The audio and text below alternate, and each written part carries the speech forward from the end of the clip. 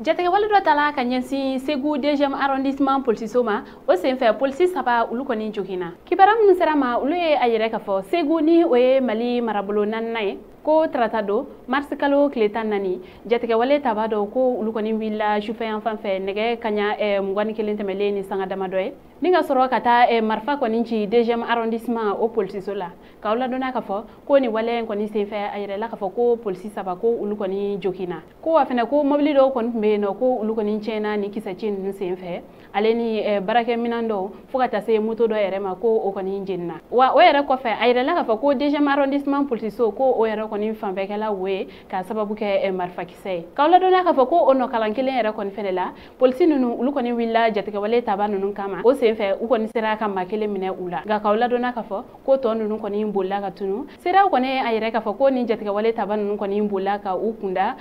Sido Soninkura kan o hukumu kɔnɔna la polisi ninnu hali bi olu kɔni bɛ wulikajɔ la dugu fan bɛɛ fɛ walasa cogoya min na u kɔni bɛ se ka u tɛgɛ da ni jatigɛ wale taba ninnu kan k'aw ladɔnna ka fɔ ko ni maa ninnu kɔni ko u kɔni kun suguya kɔni ma dɔn fɔlɔ nka kibara wɛrɛ mana bɔ kɔfɛ an b'o da aw tulo kan k'aw ladɔnna ka fɔ ko Segu marabolo dugu dɔw kɔni na a yɛrɛla ka fɔ ko jatigɛ wale taba olu kɔni bɛ to ka